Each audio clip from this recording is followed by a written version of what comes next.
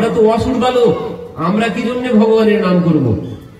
আমরা কি জন্য ভগবানের নাম করব? আমরা তো অসুর বালক। কি বলছেন প্রহ্লাদ মহারাজ? তাদেরকে বোঝাচ্ছেন, বলছেন অসুর বালক তাতে কি হয়েছে? প্রহ্লাদ মহারাজ বলছেন দেবাসুর মনুষ্য যক্ষ গন্ধর্ব এবচ। দেব, অসুর, যক্ষ, গন্ধর্ব, মনুষ্য এবচ ভজন মুকুন্দ চরণ স্বস্তিমান সাদ যথা বয়ম। বলছেন তোরা অসুর, তাই কি হয়েছে? যে দেব, অসুর, মনুষ্য, যক্ষ, গন্ধর্ব এবচ সবার কর্তব্য হচ্ছে ভগবানের ভজনা করা। সবাইকে ভগবানের ভজনা করতে হবে।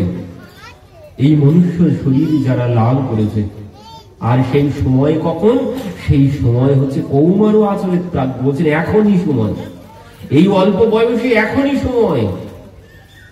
আমরা কি বলি এখন কেন? এখন কাজের সময়, এখন পড়াশোনা করার সময়, তারপরে কাজ করতে হবে, তারপরে অর্থ উপার্জন করতে হবে, তারপরে বিবাহ, তারপরে সন্তান, তারপরে যখন আর কোনো কিছু করতে পারবো না তখন বসে বসে ভগবানের নাম করবো, তখন বসে বসে ভগবানের নাম করব। কিন্তু তখন আর ভগবানের নাম হওয়া সম্ভব নয়, তখন ভগবানের নাম সম্ভব নয়। আমরা যে সময় ভাবি যে বসে বসে করব, যখন আর ঝামেলা থাকবে না, একদম নিশ্চিন্ত হয়ে আর যখন কাজকর্ম করতে পারবো না, তখন বসে বসে ভগবানের নাম করব। কিন্তু তখন ভগবানের নাম সম্ভব নয়। প্রহ্লাদ মহারাজ এই জন্য বলছেন যে কৌমার আচরিত প্রাজ্ঞ, কুমার বয়স থেকে ও বৃদ্ধকালে ভজন তো জমিত্রাসে, বৃদ্ধকালে ভজন জমিত্রাসে। ভজন তিন ভাবে হয়, ভজন তিন ভাবে হয়। কোন কোন ভাবে বলছেন? একটি হচ্ছে এই পাওয়ার আশায় ভগবানের কাছে যায়, পাওয়ার আশায় ভগবানের কাছে যায়। সারা বছর যায় না, পরীক্ষার সময় যায়। পরীক্ষার সময় পরীক্ষা দিতে যাওয়ার সময় প্রণাম করে বলে ঠাকুর যেন পাস করে যাই, 5 কেজি রসগোল্লা দেবো যদি পাস করে যাই। এই পাওয়ার আশায় গেলাম, পরীক্ষা দিতে যাচ্ছি যেন পাস করে যাই, যদি পাস করি তো 5 কেজি মিষ্টি তোমাকে দেব। এই পাওয়ার আশায়। এবার যদি ফেল করি তো পাস করেছিল, যদি বলেছিলাম যদি পাস করি তাহলে দেব, পাস করতে পারিনি, ফেল করেছি তো দেওয়ার প্রশ্নই ওঠে না। এই পাওয়ার আশায় যাই ভগবানের কাছে, যদি পাই, ভগবান যদি দেয় তাহলে ভগবান ঠিক আছে। যেখানে শুনি বাবারে এখানে একদম জাগ্রত মা, যা বলে তাই হয়, সেখানে সবাই ছুটবে, সেখানে সবাই ছুটবে, যা বলবো তাই পাওয়া যাবে। ওই ঢিল বাঁধে না, এখানে বাঁধেনি কেউ, ঢিল বাঁধে সব জায়গায় গিয়ে। কিসের জন্য? ওই পাওয়ার আশায়, পাওয়ার আশায় যায়, গিয়ে ঢিল বেঁধে আসে। সেদিন খুলবো যেদিন আমার আশা পূর্ণ হবে, সেদিন এসে তোমার গলায় ভার চাপিয়ে দিয়ে গেলাম, তুমি বইতে থাকো, যেদিন পূর্ণ হবে সেদিন আমি ওই বোঝা না হবো তোমার গলা থেকে। এই পাওয়ার আশায় আমরা ভগবানের কাছে যাই, পাওয়ার আশায়, আবার ভগবানের গলায় একটা বোঝাও ঝুলিয়ে দিই। এই ঝুলিয়ে দিলাম, আমার কথা যেন ভুলে যেও না, আমার কথা যেন ভুলে যেও না, ঝুলিয়ে দিয়ে গেলাম। আমার আশা যেদিন পূর্ণ হবে আমি সেদিন এসে খুলে দিয়ে দেবো। এই পাওয়ার আশায় ভজন হয়। আর কি জন্য হয়? আর হয় ওই ভয়ে হয়, ভয়ে হয়। যেমন ওই অজামিলের ক্ষেত্রে ভয় পেয়ে যমদূতরা যখন 4 জন যমদূত অজামিলকে নিতে এসেছে, তখন অজামিল দেখে ভয় পেয়ে গেছে। ভয় পেয়ে কি হয়েছে? দূরে গিরান কা সত্যম পুত্রম নারায়ণ আহ্বয়ম প্লাবিতেন সরুচ্চৈ আজুহাব কুলেন্দ্রিয়ঃ। কি বললেন? দূরে গিরান কা সত্যম পুত্রম নারায়ণ আহ্বয়ম। নারায়ণ অনেক দূরে খেলা করছিল, নারায়ণ শুনতে পায়নি। যেই যমদূতরা এসেছেন, অজামিল ভয় পেয়ে নারায়ণ বাঁচাও বলে ডাক দিয়েছেন, কিন্তু নিজের পুত্র নারায়ণ সে তো আর শুনতে পায়নি। কিন্তু যিনি প্রকৃত নারায়ণ তিনি শুনতে পেয়েছেন, আর তিনি কি করেছেন? 4 জন তার দূতকে পাঠিয়ে দিয়েছেন। তারা এসে দেখছেন কালো কালো ভূতের মতো দেখতে 4 জন দাঁড়িয়ে আছে। এই তোমরা কারা এখানে? তখন বলছেন আমরা যমদূত। তো তোমরা এখানে কেন এসেছো? যে এই পাপীকে আমরা নিয়ে যেতে এসেছি, এই পাপীকে আমরা নিয়ে যেতে এসেছি। মানে তোমরা একে পাপী বলছো, তোমাদের এত বড় সাহস, একে তো আমরা নিয়ে যাব। এর মতো পরম বৈষ্ণব আর নেই কেউ জগতে, এর মতো পরম বৈষ্ণব আর জগতে কেউ নেই, একে আমরা নিয়ে যাব, তোমরা চলে যাও। তখন যমদূতরা বলছেন, দেখুন আপনাদের ভুল হচ্ছে, এ মহাপাপী, সারা জীবন পাপ কর্ম করেছে, সারা জীবন পাপ কর্ম করেছে, একে আমরা নিয়ে যাব, একে আমরা নিয়ে যাব, সারা জীবনে পাপ কর্ম করেছে। বিষ্ণুদূতরা বলছেন, না, এ মহান বৈষ্ণব, এর মতো বৈষ্ণব নেই জগতে, এর মতো বৈষ্ণব আর জগতে নেই। কেন বলছেন, এই যে অন্তে, এই হচ্ছে পরীক্ষায় পাস। এই মানব শরীর কি? এই মানব শরীর হচ্ছে আমরা পরীক্ষায় বসেছি, পরীক্ষা দিতে বসেছি। পাস করবো কখন? বলছেন, ওই এ তো বান সংখ্যা যোগভ্যম স্বধর্ম পরিনিষ্ঠয় জন্ম লাভ পরম পুংসাং অন্তে নারায়ণ স্মৃতি। সুখদেব জীবন, তোমার পরীক্ষায় পাস তুমি সেদিনই করবে অন্তে নারায়ণ স্মৃতি, যদি অন্তকালে ভগবানের নাম করতে করতে মৃত্যুবরণ করতে পারো। এ তো বান সংখ্য যোগভ্যম স্বধর্ম পরিনিষ্ঠয়া। বলছেন, তুমি তোমার যত রকমের স্বধর্ম আছে, তোমার যত রকমের ধর্ম আছে, তুমি সব পালন করো, সব ধর্ম পালন করো। ওই যে চৈতন্য চরিতামৃতে রায় রামানন্দ সংবাদে মহাপ্রভু যখন জিজ্ঞাসা করলেন, প্রভু কহে পর শ্লোক সাধ্যের নির্ণয়ে, রায় কহে স্বধর্ম আচরণে জীবের বিষ্ণু ভক্তি হয়। তো এই যে স্বধর্ম আচরণে জীবের বিষ্ণু ভক্তি হয়, তো এখানে সুখদেবজি বলছেন, এ তো বান সংখ্যা যোগভ্যম স্বধর্ম পরিনিষ্ঠায়, তোমার যত রকমের স্বধর্ম আছে তুমি সব পালন করো, কোনো কিছুতে তোমার না নেই। কিন্তু পাস কখন হবে? পরীক্ষায় পাস তুমি তখন করবে অন্তে নারায়ণ স্মৃতি। মৃত্যুকালে যদি ভগবানের নাম করতে করতে শরীর ত্যাগ করতে পারো, তাহলে তুমি পরীক্ষায় পাস করতে পারবে। আর যদি অন্তকালে যদি ভগবানের নাম না আসে, যদি ওই বাড়ি গাড়ি অর্থ সম্পদ এই চিন্তা করতে করতে যাই, বললেন সারা জীবন জন্ম জন্ম মুনি যতন করাই অন্তে রাম নেহি আবহি। বলছেন, সারা জীবন ভগবানের ভজনা করেছেন, তবুও অন্তকালে ভগবানের নাম আসে না। এ বড় কঠিন, এ বড় কঠিন। অন্তকালে ভগবানের নাম আসে না। অন্তকালে সারা জীবন যেখানে আমার মন বসে আছে ওই কথাই চিন্তা হবে, আমার মনটা যেখানে দিয়ে রেখেছি ওই কথাই চিন্তা করতে করতে চলে যাব। আর সংসারে যেখানে মন দেব, সংসার সব অপূর্ণ, মন ভরবে না, শান্তি কোথাও পাবো না সংসারে। যেখানেই মন দেই না কেন সংসারে, ভগবান ব্যতীত অন্য যেখানে মন দেব সেখানে ওই অপূর্ণতা, কোনদিন মন কিছুতেই ভরবে না। সংসারের যত বিষয় আছে ও কোনোদিন বলবে না যে সেই বিষয় পাওয়ার পরে মন কোনোদিন বলবে না, না হয়েছে আর দরকার নেই, এ কোনোদিন বলবে না। কারণ কি? সংসারটাই অপূর্ণ, সংসারটাই অপূর্ণ। এখানে পূর্ণ কে? এই প্রশ্ন জিজ্ঞাসা করেছিলেন সেই মাতা দেবহূতি পুত্রের কাছে। কপিল ভগবানের কাছে জিজ্ঞাসা করেছিলেন যে, পুত্র এত ভোগ করলাম তবুও মন কেন ভরে না? সংসারে এত ভোগ করলাম, নির্বিন্যানিতরম ভুমন অসতীন্দ্রিয় দর্শন এন সম্ভব্য মানেন প্রপন্যন্ধম তম প্রভু। বলছেন, এত ভোগ করলাম তবুও ইন্দ্রিয়গুলো এখনো চাই, এখনো চাই, এখনো চাই। এই ইন্দ্রিয় কিছুতেই ভরে না এদের মন। কেন? তখন কপিল ভগবান কি বলেছিলেন? যে মা, সংসারের কোন বিষয় দিয়ে মন ভরবে না, সংসারে যা কিছু আছে এ দিয়ে কোনোদিন মন ভরবে না। কেন? বলেন, সংসার অপূর্ণ, সংসার অপূর্ণ। যদি মা একমাত্র পূর্ণ যিনি তার সাথে যদি সম্পর্ক করা যায় তাহলেই মনটা ভরা সম্ভব, তার আগে সম্ভব নয়। তো পূর্ণ কে?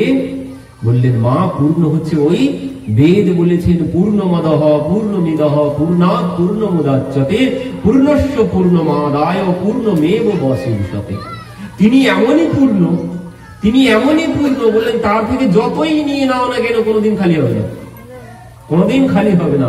তো সেই পূর্ণ, সেই পূর্ণ কে? বললেন সেই পূর্ণ ব্রহ্ম ভগবান। সেই পূর্ণ ব্রহ্ম ভগবানকে ভগবান শ্রীকৃষ্ণ।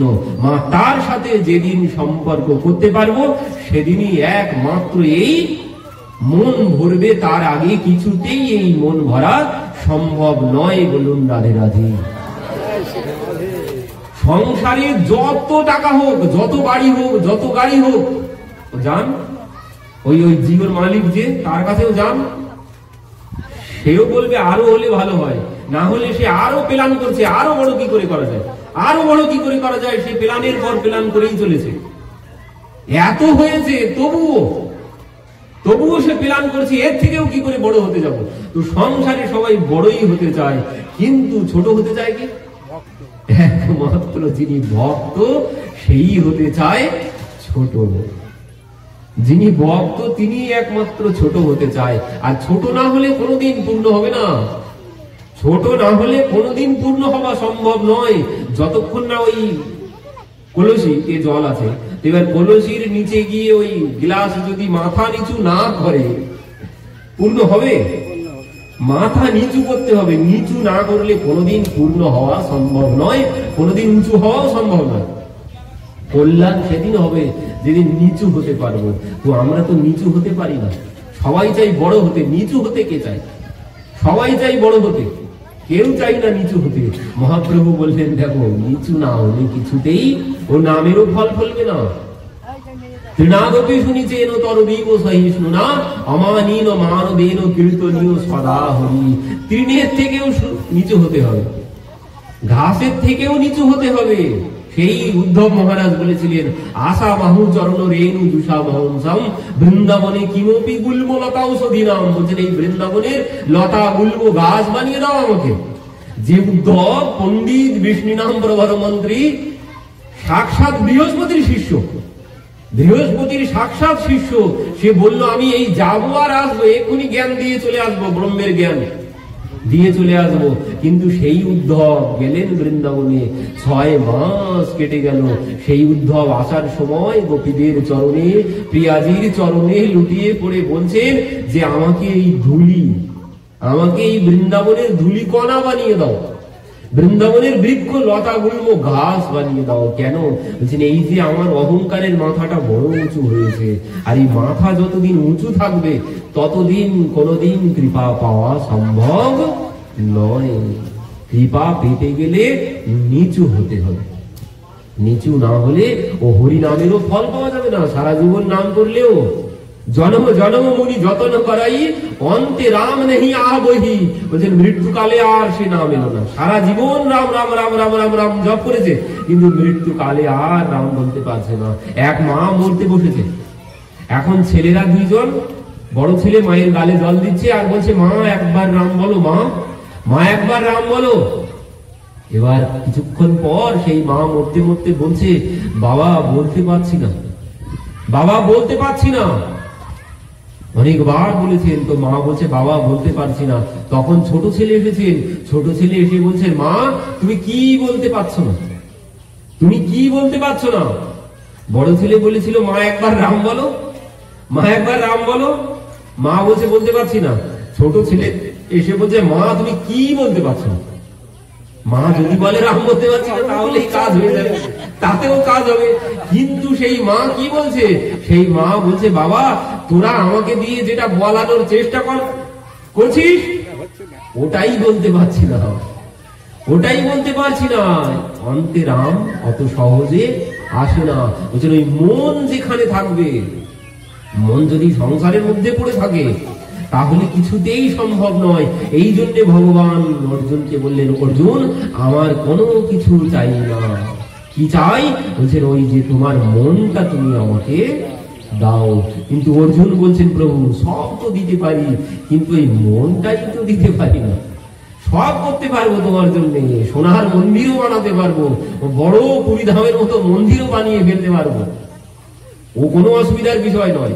ও চেষ্টা করলে সব পারা যাবে, কিন্তু এই মন দেওয়া সম্ভব নয়। বড় পুরীর মন্দির বানিয়ে ফেলতে পারবো, ওতে কোনো সমস্যা নেই, কিন্তু মন দিতে পারবো না। মন দেওয়া বড় কঠিন। ভগবানকে যখন এই কথা অর্জুন বলেছেন তখন ভগবান কি বলছেন? বলছেন অর্জুন কঠিন কোনো কিছু নয়, কঠিন কোনো কিছু নয়।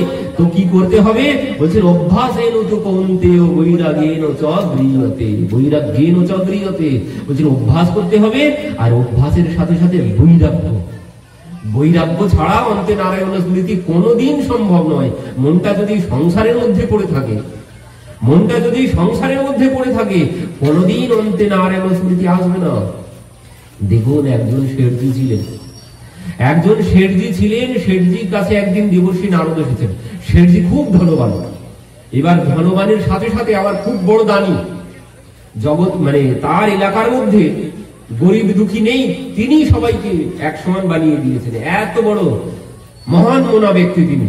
তো তার কাছে একদিন দেবর্ষী নারদ এসেছেন, এসে বলছেন, শেঠজি আপনি তো জনগণের কল্যাণের জন্য অনেক কিছু করলেন, জনগণের কল্যাণের জন্য আপনি অনেক কিছু করেছেন, তো একবার নিজের কল্যাণের কথা ভেবেছেন?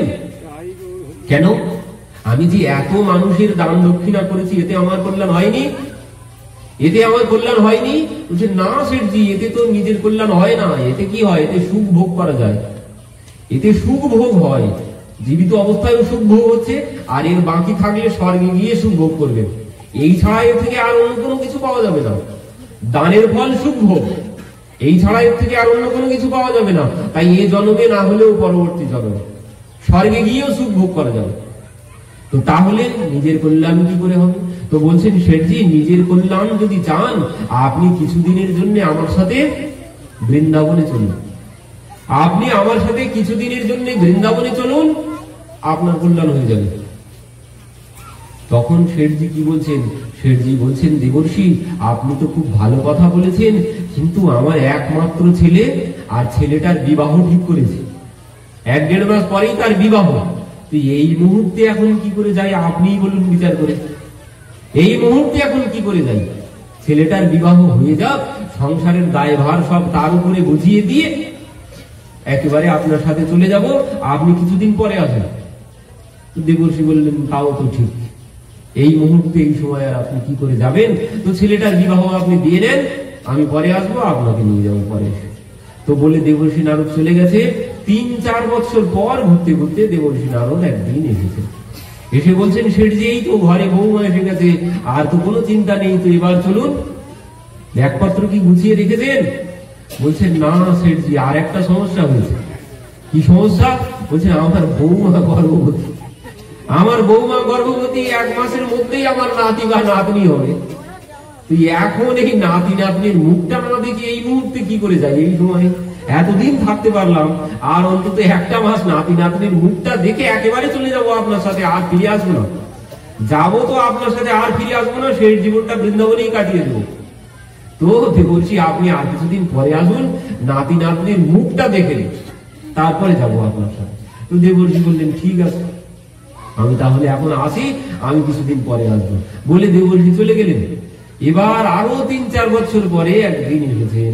এসে দেখছেন ওই শীতকালের দিনে উঠানের মধ্যে নাতিকে কোলে নিয়ে সেই শেঠজি খেলা করছেন। বাহ, এই তো শেঠজি নাতি বড় হয়ে গেছে, 2 বছর 2.5 বছর বয়স হয়ে গেছে, এই তো এবার কি ব্যাগপত্র গুছিয়ে রেখেছেন যাওয়ার জন্য? তখন কি বলছেন যে দেবর্ষি আর বলবেন না, এই যে নাতি দেখতে পাচ্ছেন, এই আমার কোলেই বসে আছে। ও বাবা মায়ের কাছে থাকেই না, সর্বক্ষণ এই আমার কোলেই বসে থাকে। এ বাবা মায়ের কাছে যায় না, এ সর্বক্ষণ আমার কোলেই বসে থাকে। আমি না খাওয়ালে খায় না, আমি না শোয়ালে ঘুমায় না, এ আমার পেছন ছাড়া এ থাকেই না। তুই একে ছেড়ে আমি এখন কি করে যাই? আপনি বলুন, আপনি এক কাজ করুন, আপনি আর কিছুদিন পরে আসুন, নাতিটা একা একা খেতে শিখুক, একা একা চলতে শিখুক, তখন আমি আপনার সাথে যাব। এবার বলে দেবর্ষি নারদ চলে গেছে। এবার আরো 3-4 বছর পরে একদিন দেবর্ষি নারদ এসেছে। কি ব্যাপার, শেঠজি কোথায় গেল? তো বলছেন, শেঠজি আর নেই। শেঠজি বলো হরি হরি বল। দেবর্ষি নারদ বলছেন, হায় হায় হায়, শেঠজির তো কল্যাণ করতে পারলাম না, শেঠজি চলে গেল। তো শেঠজি গেল কোথায়? শেঠজি গেল কোথায়? তখন ভাবছেন, যার সংসারের প্রতি এমন মোহ, সে তো কোথাও যাবে না। তো খুঁজতে শুরু করেছেন, খুঁজতে শুরু করেছেন, শেঠজি গেল কোথায়? খুঁজতে খুঁজতে ভাবছেন, ওই নাতি বলতে পারবে, যার জন্য যেতে পারেনি সেই বলতে পারবে, জানি দেখি। এবার সেই নাতির কাছে গিয়েছেন, দেখছেন সেই নাতি বাগানের মধ্যে খেলা করছে, আর সেখানে গিয়ে দেখছেন কি সেই নাতি একটা কুকুরকে কোলে নিয়ে বসে আছে। দেবর্ষি নারদ ভালো করে দেখলেন, দেখে বুঝতে পারলেন যে এই কুকুর আর কেউ না, এই কুকুর হচ্ছে সেই শেঠজি মরে এবার কুকুর হয়েছে। এতদিন দাদুর কোলে নাতি খেলা করতো, এবার নাতির কোলে দাদু খেলা করছে। এই হচ্ছে আসক্তি, এই হচ্ছে মোহ। মোহ সব ব্যাধিকার মূলা, ইতমে উপজে বহু শুলা। ভবরোগ এইখান থেকে, এই আসক্তি থেকে, এই মোহ থেকেই তুলসীদাসজি বললেন সংসারের মোহ থেকেই এই ভবরোগ। ভবরোগের একমাত্র কারণ সংসারের আসক্তি, আর এই আসক্তির জন্য শেঠজি মরে কুকুর হয়ে গেছে। তো দেবর্ষি নারদ এখন গিয়ে বলছেন, শেঠজি এখন কি যাবেন আমার সাথে আপনি, সময় কি হয়েছে? তখন সেই কুকুরটা কি বলছে? তখন সেই কুকুরটা বলছেন, শেঠজি দেবর্ষি আমার ছেলে বাইরে গেছে কাজ করতে, বৌমার নাতি একা বাড়ি থাকে, আমি এখন ওই সারা রাত জেগে ঘর বাড়ি পাহারা দিই, এখন আমি যেতে পারবো না। নাতি আরেকটু বড় হোক, মাকে দেখার মতো হোক, তখন যাবো, আপনি আরো কিছুদিন পরে আসেন। চলে গেলেন দেবর্ষি, আরো 3-4 বছর পরে এসেছেন। আরো 3-4 বছর পরে যখন এসেছেন, এসে দেখছেন সে কুকুরটাও আর নেই। গেলে কোথায়? যে সে কুকুরটাও তো মারা গেছে। তো শেঠজি কোথায় গেল? এবার সেই নাতিকেই আবার খুঁজতে শুরু করেছেন। ওই যার সাথে যার ভাব তার কাছেই গেলে তো আর ঠিকানা পাওয়া যাবে। তো নাতিকে খুঁজতে শুরু করেছেন। সেই নাতি দেখছেন এক পুকুর পাড়ে বসে ওই পুকুরের জলে ঢিল মারছে। দেবর্ষি নারদ সেখানে দাঁড়িয়ে দাঁড়িয়ে দেখছেন। তো দেবর্ষি নারদ দাঁড়িয়ে দাঁড়িয়ে দেখছেন কি ওই জলে ঢিল মারছে, আর ঢিল মারলেই ওই একটা ব্যাঙ ডুব দেয়, আবার কিছুক্ষণ পর ভেসে ওঠে। আবার যেই ঢিল মারে আবার সেই ডুব দেয়, আবার কিছুক্ষণ পর ভেসে ওঠে। এবার দেবর্ষি নারদ দাঁড়িয়ে দাঁড়িয়ে ভালো করে দেখছেন, এ আর কেউ না, সেই শেঠজি এবার ব্যাঙ হয়েছে। তো এবার বলছেন দেবর্ষি, শেঠজি আপনার কি সময় হয়েছে, এখন কি যাবেন? তখন সেই শেঠজি কি বলছেন, সেই ব্যাঙের ভিতর থেকে বলছেন যে আপনি কেন এত বারবার বিরক্ত করতে আসেন বলুন তো, আপনি কেন এত বারবার বিরক্ত করতে আসেন বলুন? দেখতে পাচ্ছেন না আমি নাতির সাথে খেলা করছি? এই হচ্ছে আসক্তি। এই আসক্তির জন্য আমরা এইভাবেই ঘুরে বেড়াচ্ছি। এই জন্ম লাভ পরম পুংসা অন্তে নারায়ণ স্মৃতি, বড় ভাগ্য মানুষ হতন বাবা সাধন ধাম মোক্ষকার দুয়ারা। বলেন এই মনুষ্য শরীর কি জন্য পেয়েছি? ওই মোক্ষ লাভের জন্য। মোক্ষ লাভের জন্য প্রথম উদ্দেশ্য, মানব শরীরের প্রথম উদ্দেশ্য হচ্ছে এই জন্ম মৃত্যু চক্র থেকে মুক্ত হওয়া। প্রথমত উদ্দেশ্য হচ্ছে মুক্ত হওয়া, কিন্তু ভক্ত তো মুক্তিও চায় না। ভক্তের কাছে ওটা উদ্দেশ্য নয়, কিন্তু জনসাধারণের জন্য ওটাই উদ্দেশ্য। এই মনুষ্য শরীরের ওটাই উদ্দেশ্য, ওটাই অনেক বড় পাওয়া। সাধারণ যিনি স্বধর্ম পালন করেছেন, ওই যে বললেন স্বধর্ম পরিনিষ্ঠয়া, রায় রামানন্দাচার্যজিও বললেন যে স্বধর্ম আচরণে বিষ্ণু ভক্তি হয়। বিষ্ণু ভক্তিতে কি হয়? বিষ্ণু ভক্তিতে মোক্ষ লাভ হয়। ওপরে আর ওর থেকে বেশি আর কোনো কিছু পাওয়া যাবে না। হয় স্বর্গসুখ পাওয়া যাবে, তারপরে বেশি পেলে মোক্ষ পাওয়া যাবে, তারপরে আর কোনো কিছু পাওয়া যাবে না। এই জন্য মহাপ্রভু বলেছেন ইহবাদজি, তো বাইরের কথা, আগে কিছু বলো তুমি, এতে কিছু হবে না। তো সাধারণের জন্য ওটাই অনেক, সাধারণের জন্য ওটাই অনেক, যে বারবার এই জন্ম মৃত্যু চক্রে ঘুরে বেড়াচ্ছেন। পুনরূপী জন্মনম পুনরূপী মরণম পুনরূপী জননী জঠরে শয়নম। এই বারবার যে জন্মগ্রহণ করছি, বারবার মৃত্যুবরণ করছি, এই যন্ত্রণা থেকে মুক্তি পাওয়াটাই অনেক বড় পাওয়া। এই যে জন্ম মৃত্যু, এটাই হচ্ছে ভবরোগ, এই দাসত্ব। যন্ত্রণার কথা হয়তো এখন কোনো কিছু মনে নেই, এখন সব ভুলে গেছি, এখন ভুলে বসে আছি, এখন কোনো কিছু মনে নেই। মাতৃগর্ভে যে যন্ত্রণা ভোগ করেছি, সে যন্ত্রণার কথা এখন মনে নেই, সব ভুলে গেছি। কেন? বলছেন ওই যে হইয়া মায়ার দাস করি নানা বিলাস, তোমার মরণ গেল দূরে, ওই শেঠজির মতো অবস্থা হয়েছে, মায়ার দাস হয়ে গেছে। এই মায়ার দাস হওয়ার জন্য সব ভুলে গেছি। এই মায়ার দাস হবেন না বলে সুখদেবজি বলেছিলেন পিতাকে, আমি বাইরে যাব না, কেন? ওই মায়া আমাকে স্পর্শ করবে বাইরে গেলেই। বলেন মায়া যদি স্পর্শ না করে আমি তাহলে যেতে পারি। সুখদেবজি বলছেন ব্যাসদেবজি বলছেন, পুত্র তুমি এসো, তোমাকে মায়া স্পর্শ করবে না। তখন বলছেন, না পিতা, আপনি বললে হবে না, আপনি বললে হবে না, এই মায়া বড়ই কঠিন। এই মায়া একমাত্র সেই যদি বলে তাহলে আমি যেতে পারি।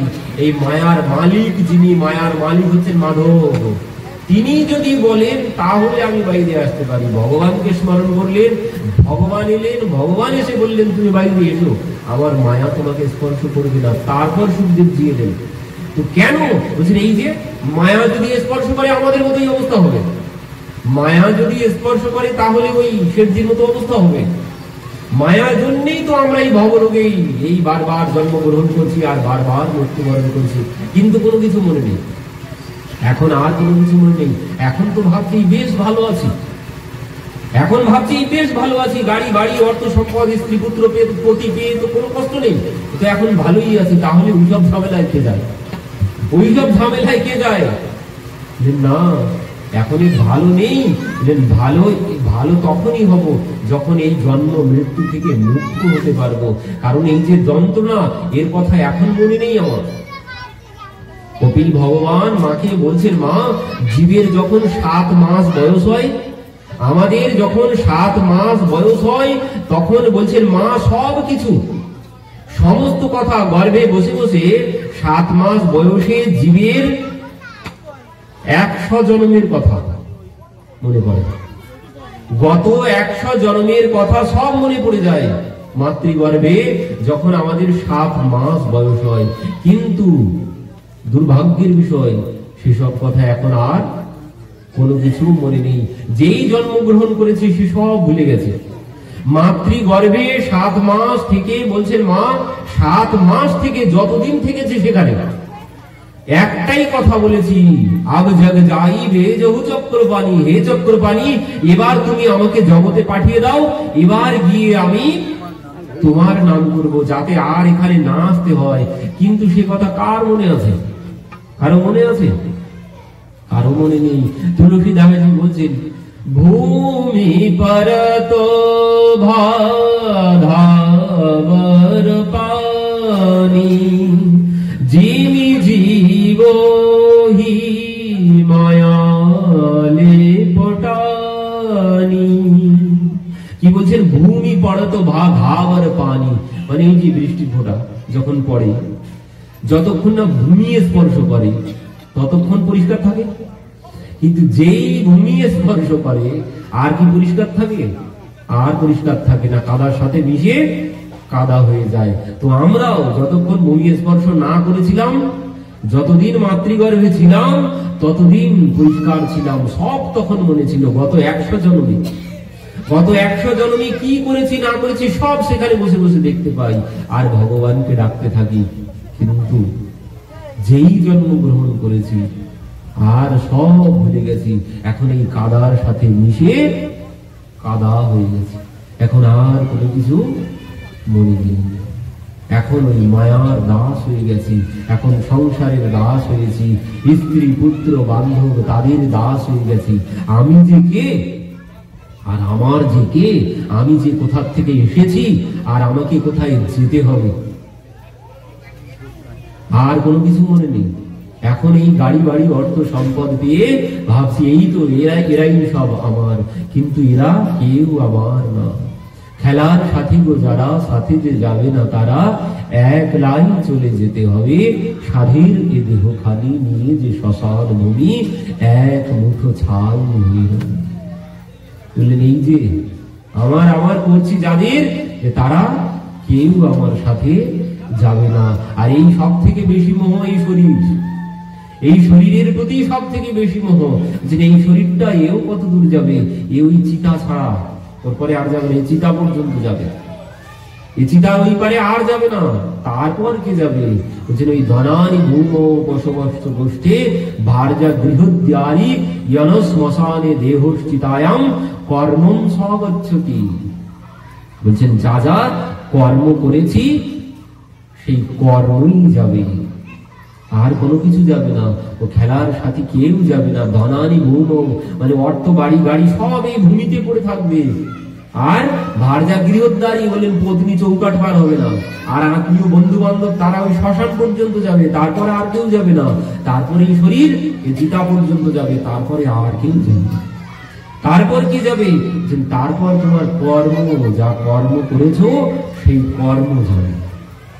এই জন্য বলছেন এই মনুষ্য শরীর পেয়েছি, পরীক্ষায় বসেছি, এখন পরীক্ষায় বসেছি, পরীক্ষায় পাস করবো সেদিন ওই অজামিলের মতো যদি নারায়ণ বলতে পারি। অজামিল নারায়ণ যেই বলেছেন বিষ্ণুদূতরা এসে গেছেন। বিষ্ণুদূতরা যমদূতরা কিছুতেই শুনতে চাচ্ছেন না। যমদূতরা বলছেন একে আমরা নিয়ে যাব। বিষ্ণুদূতরা বলছেন না, এ মহান বৈষ্ণব, একে আমরা নিয়ে যাব। কেন বৈষ্ণব? বলছেন ওই সারা জীবন কি করেছি না করেছি ও দেখা হবে না। সারা জীবন কি করেছি না করেছি কিছুই দেখা হবে না। যদি একবার মৃত্যুকালে ভগবানের নাম বলতে পারি, একবার যদি ভগবানকে স্মরণ করতে পারি, সারা জীবন কি করলাম না করলাম কোনো কিছু দেখা হবে না। তাই সে যত বড় পাপী হোক না কেন, ভগবানের খাতায় সে মহান বৈষ্ণব। বিষ্ণুদূতরা বলছেন এর মতো বৈষ্ণব আর নেই, একে আমরা নিয়ে যাব। কেন? বলছেন এই ওই অন্তকালে আমাদের প্রভুকে স্মরণ করেছেন, এই জন্য এর মতো বৈষ্ণব আর কেউ নেই। তো দুই দলের মারামারি হুড়োহুড়িতে কি হলো? কেউ তাকে নিয়ে গেল না, যমদূতরাও তাকে নিয়ে গেল না, বিষ্ণুদূতরাও তাকে নিয়ে গেল না। তো এবার অজামিল ভাবছেন এই ভয় পেয়ে ভগবানকে, নিজের ছেলেকে ডেকেছি, তার এই ফল হয়েছে। আর ভালোবেসে যদি ডাকতাম তাহলে কি ফল হতো? তো বলছিলাম কি অনেক